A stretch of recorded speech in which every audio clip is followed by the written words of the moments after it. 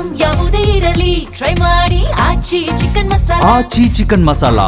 ಬೆಂಗಳೂರಿನ Chinnaswamy ಸ್ಟೇಡಿಯಂನಲ್ಲಿ IPL match ನಡೆಸಲೇಬೇಕು ಅಂತ ನಿರ್ಧಾರ ಆದ ಬಳಿಕ ಇನ್ನೇನು ಕ್ಷಣಗಣನೆ ಪ್ರಾರಂಭ ಆಗಿದೆ ಮ್ಯಾಚ್ ನಡೆಯೋದಕ್ಕೆ. ಬಟ್ ಅಂತಿಮ ಹಂತದ ಸಿದ್ಧತೆಗಳು ಹೆಂಗಾಗ್ತಾ ಇದೆ ಅನ್ನೋದ್ರ ಬಗ್ಗೆ ಡೀಟೇಲ್ಸ್ ಇದು.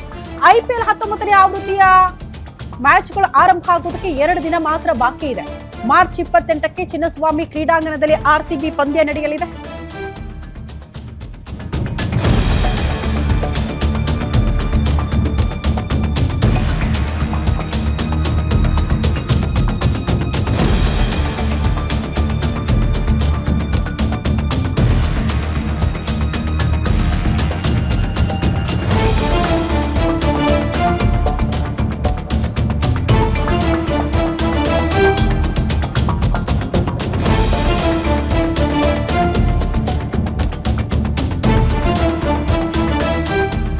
IPL 19ನೇ ಆವೃತ್ತಿಗೆ 2 ದಿನ ಬಾಕಿ.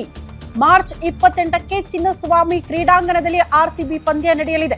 ಚಿನ್ನಸ್ವಾಮಿ ಸ್ಟೇಡಿಯಂ ಸುತ್ತ ಭದ್ರತೆಗೆ ಪೊಲೀಸರು ಸಿದ್ಧರಾಗಿದ್ದಾರೆ ಎನ್ನುವುದರ ಡೀಟೇಲ್ಸ್. IPL ಭದ್ರತೆ ಬಗ್ಗೆ ಕೆಲವೇ ಕ್ಷಣಗಳಲ್ಲಿ ಮಾಕ್ ಡ್ರಿಲ್ ಕೂಡ ಪ್ರಾರಂಭ ಆಗುತ್ತಂತೆ. ಚಿನ್ನಸ್ವಾಮಿ ಸ್ಟೇಡಿಯಂನಲ್ಲಿ ಅಣಕು ಪ್ರದರ್ಶನ ಕೆಲವೇ ಕ್ಷಣಗಳಲ್ಲಿ. ಮಾಕ್ ಡ್ರಿಲ್ ನಲ್ಲಿ ಪೊಲೀಸರ ಜೊತೆ NST ಪಡೆ ಕೂಡ ಭಾಗಿಯಾಗಲಿದೆ. ಸ್ಟೇಡಿಯಂ ಗೇಟ್ಗಳಲ್ಲಿ ಭದ್ರತಾ ವ್ಯವಸ್ಥೆ ಬಗ್ಗೆ ಮಾಕ್ ಡ್ರಿಲ್ ನಡೆಸೋದಕ್ಕೆ ಸಿದ್ಧತೆಗಳಾಗ್ತಾ ಇದೆ. ಯಾಕಂದ್ರೆ ಬಹಳ ಇಂಪಾರ್ಟೆಂಟ್ ಈ ಮಾಕ್ ಡ್ರಿಲ್. ಯಾಕಂದ್ರೆ ನೀವು ಮ್ಯಾಚ್ ನಡೆಯೋ ದಿನಾನೇ ಭದ್ರತೆ ಕೊಟ್ಬಿಡ್ತೀವಿ, ಅವತ್ತೇ ವ್ಯವಸ್ಥೆಗಳಾಗ್ಬಿಟ್ಟಿದೆ, ಅವತ್ತೇ ಎಲ್ಲವೂ ಕೂಡ ಆಗಿ ಹೋಗುತ್ತೆ ಅಂತ ಹೇಳಕ್ಕಾಗಲ್ಲ. ಪ್ರಿಪ್ರೇಷನ್ಗೆ ಸಂಬಂಧಪಟ್ಟಂತೆ ಮಾಕ್ ಡ್ರಿಲ್ ಆಗ್ಲೇಬೇಕಾಗುತ್ತೆ. ಅದಕ್ಕೆ ಸಂಬಂಧಪಟ್ಟಂತ ಸಿದ್ಧತೆಗಳು. ಯಾಕಂದ್ರೆ ಆಲ್ರೆಡಿ ಒಂದು ಅತಿ ದೊಡ್ಡ ಅನಾಹುತಕ್ಕೆ ನಮ್ಮ ಬೆಂಗಳೂರಿನ ಚಿನ್ನಸ್ವಾಮಿ ಸ್ಟೇಡಿಯಂ ಸಾಕ್ಷಿಯಾಗಿದೆ.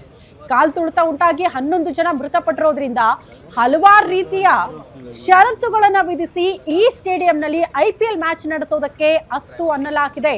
ಹಂಗಾಗಿ ಇರುವಂತಹ ರಿಸ್ಕ್ ಫ್ಯಾಕ್ಟರ್ಗಳು, ಯಾವ ರೀತಿ ವ್ಯವಸ್ಥೆ ಮಾಡ್ಕೊಳ್ಬೇಕು, ಯಾವ ರೀತಿ ಭದ್ರತೆ ಕೊಡಬೇಕು, ಬಂದಂತಹ ಅಭಿಮಾನಿಗಳನ್ನ ಯಾವ ರೀತಿ ನಾವು ನಡೆಸ್ಕೊಳ್ಬೇಕು, ಯಾವ ರೀತಿ ಅವರಿಗೆ ಎಕ್ಸಿಟ್ ಮತ್ತು ಎಂಟ್ರಿಗೆ ವ್ಯವಸ್ಥೆ ಮಾಡಬೇಕು, ಇದೆಲ್ಲದರ ಬಗ್ಗೆ ಕೂಡ ಒಂದು ಮಾಕ್ ಡ್ರಿಲ್ ಕೆಲವೇ ಕ್ಷಣಗಳಲ್ಲಿ ಪ್ರಾರಂಭ ಆಗುತ್ತೆ ಅನ್ನೋದರ ಡೀಟೇಲ್ಸ್ ಸಿಗ್ತಾ ಇದೆ.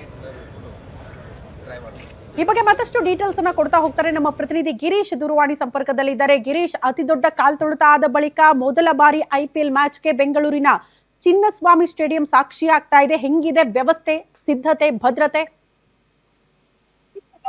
ಖಂಡಿತ ಶ್ರುತಿ, ಏನು ಕಳೆದ ಬಾರಿ ಕಾಲ್ತುಳಿತ ಸಂಭವಿಸಿತ್ತು, ಅದೇ ರೀತಿಯ ಅವಘಡ ಅಥವಾ ಅದಕ್ಕಿಂತ ಯಾವುದೇ ರೀತಿಯ ಚಿಕ್ಕ ಅವಘಡವೂ ಕೂಡ ಆಗಬಾರದು ಎಂಬ ದೃಷ್ಟಿಕೋನದಿಂದ ಈ ಬಾರಿ ಸಾಕಷ್ಟು ಕಟ್ಟುನಿಟ್ಟಿನ ಕ್ರಮವನ್ನ ಬೆಂಗಳೂರು ಪೊಲೀಸರು ಅದೇ ರೀತಿ KCA ಆಡಳಿತ ಮಂಡಳಿ ತೆಗೆದುಕೊಳ್ಳೋಕೆ ಮುಂದಾಗಿದೆ ಅಂತಾನೆ ಹೇಳ್ಬೋದು. ಈ ನಿಟ್ಟಿನಲ್ಲಿ ಇವತ್ತು ಮಾಕ್ ಡ್ರಿಲ್ ಅನ್ನ ಮಾಡ್ಲಿಕ್ಕೆ ಪೊಲೀಸರು ಏನು ತೀರ್ಮಾನ ಮಾಡಿದ್ದಾರೆ. ಅದರಲ್ಲಿ ಅತಿ ಪ್ರಮುಖವಾಗಿ ಚಿನ್ನಸ್ವಾಮಿ ಸ್ಟೇಡಿಯಂನಲ್ಲಿ ಅಣುಕು ಪ್ರವೇಶವನ್ನ ಏರ್ಪಾಟನ್ನ ಮಾಡಿದ್ದಾರೆ. ಅದರಲ್ಲಿ NSG ಪಡೆ ಕೂಡ ಕೆಲವೇ ಕ್ಷಣಗಳಲ್ಲಿ ಬಂದು ಹಾಜರಾಗ್ತಾರೆ. ಯಾಕಂದ್ರೆ ಭದ್ರತೆ ಅನ್ನೋದು ಅತಿ ಪ್ರಮುಖ ಇಂದಿನ ಒಂದು ಮ್ಯಾಚ್ ನಲ್ಲಿ. ಯಾಕಂದ್ರೆ ಕಳೆದ ಬಾರಿ ಆ ರೀತಿಯ ಒಂದು ಅವಘಡ ಆಯ್ತು. ಆ ಒಂದು ಹಿನ್ನೆಲೆಯಲ್ಲಿ ಸುಮಾರು 1,000 ಪೊಲೀಸರು ಮಾಕ್ ಡ್ರಿಲ್ ಅಲ್ಲಿ ಭಾಗವಹಿಸ್ತಾ ಇದ್ದಾರೆ. ಅದರಲ್ಲಿ ಅವರಿಗೆ ಇನ್ಸ್ಟ್ರಕ್ಷನ್ ಕೂಡ ಕೊಡಲಾಗುತ್ತೆ, ಯಾವ ರೀತಿ ಭದ್ರತಾ ನಿಯಮವನ್ನ ಪಾಲನೆ ಮಾಡಬೇಕು, ಅದೇ ರೀತಿ ಯಾವ ರೀತಿ ಏನು ಮ್ಯಾಚ್ ಅನ್ನ ವೀಕ್ಷಣೆ ಮಾಡ್ಲಿಕ್ಕೆ ಬರುವ ವೀಕ್ಷಕರ ಜೊತೆ ನಾವು ವ್ಯವಹಾರವನ್ನ ಮಾಡಬೇಕು ಅಂತ.